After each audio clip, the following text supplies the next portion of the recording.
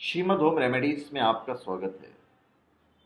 और हम आपको बताएंगे लहसुनिया के बारे में। लहसुनिया एक पत्थर होता है, उसके क्या फायदे होते हैं, उसे कैसे धारण करना चाहिए और उसे किस चीज के साथ नहीं धारण करना चाहिए। धारण करने के फायदे, लहसुनिया धारण करने के नियम, ये सारी चीजें हम आपको बताने वाले हैं इस वीडियो में। लहसुनिया एक पत्थर होता है। केतु को शनि मंगल की तरह अशुभ ग्रह माना जाता है। एक्चुअली में केतु का ग्रह है, लेकिन केतु के अनुकूल होने पर मोक्ष की प्राप्ति होती है और व्यक्ति धन संपत्ति के साथ राजनीतिक मान प्रतिष्ठा प्राप्त करता है। यह संतान सुख को भी प्रभावित करता है।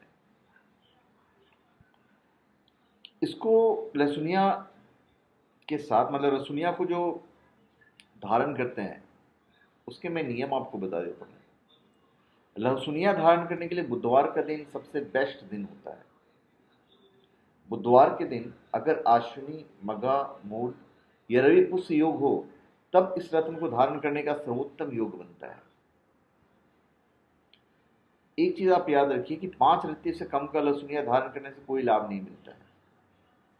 और धारण करते समय ओम श्राम श्रीम श्रौम सह केतवे नमः इस मंत्र का कम से कम 108 बार जाप कीजिएगा।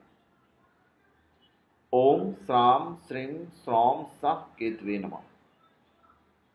तो बाकायदा आपको लहसुनिया को गंगाजल से, रात को गंगाजल और तुलसी वगैरह से उसके पानी में रख दीजिएगा, दूध, गाय का दूध वगैरह डाल के, और सुबह धूप दीप जलाइए, उसको प्रणाम कीजिए। आपका मुख उत्तर या पूरब की तरफ होना चाहिए और उसके बाद धारण करते समय आप इसको जाप कर सकते हैं। लहसुनिया को कुछ रत्नों के साथ धारण करने से बहुत ज़्यादा फायदेमंद होता है। लहसुनिया के साथ अगर आप कोई अन्य रत्न धारण करना चाहें तो बुध का रत्न जो होता है पन्ना धारण कर सकते हैं। शनि के साथ केतु के मित्रवत संबंध है, इसलिए शनि का रत्न नीलम भी धारण किया जा सकता है। जो बड़े बड़े पंडित जी हैं उनके अनुसार लहसुनिया के साथ इन रत्नों को धारण करने से केतु के शुभ प्रभाव में वृद्धि होती है। अभी हम आपको ये बता देते हैं, लहसुनिया के साथ कुछ पत्थर होते हैं जिसे धारण नहीं करना चाहिए। ज्योतिष शास्त्र के अनुसार केतु सूर्य, चंद्र एवं गुरु का शत्रु ग्रह है, इसलिए सूर्य का रत्न माणिक्य, चंद्रमा का रत्न मोती, गुरु का रत्न और गुरु का रत्न पुखराज, पीला पुखराज, ये साथ में कभी भी धारण नहीं करना चाहिए। मंगल और केतु दोनों के गुणों में समानता है। मूंगा धारण करने से केतु के प्रभाव में और वृद्धि हो जाती है, इसलिए लहसुनिया के साथ मूंगा धारण करना भी विपरीत प्रभाव दे सकता है। अभी रासायनिक दृष्टि से यह बेरिलियम का एल्यूमिनेट होता है।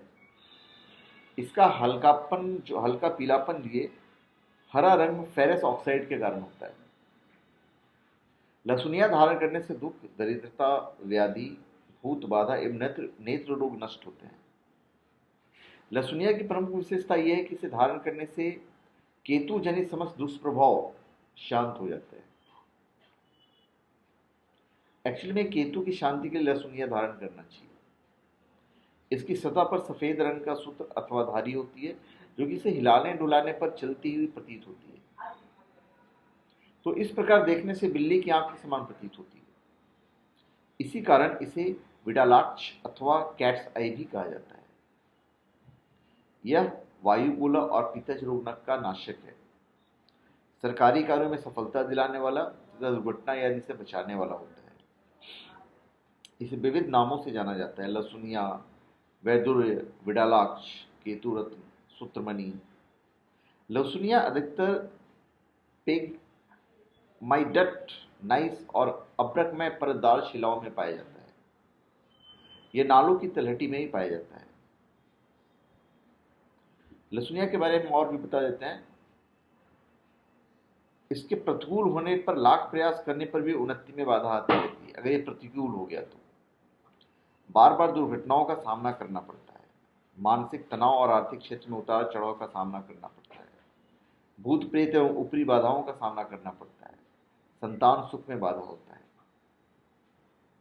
और अगर ये अनुकूल है फिर तो व्यक्ति धन संपत्ति के साथ राजनीतिक मान प्रतिष्ठा प्राप्त करता है, संतान सुख को ही प्रभावित करता है। तो धन्यवाद। आप हमारे चैनल पे सब्सक्राइब करें और अपने कमेंट दीजिए। धन्यवाद।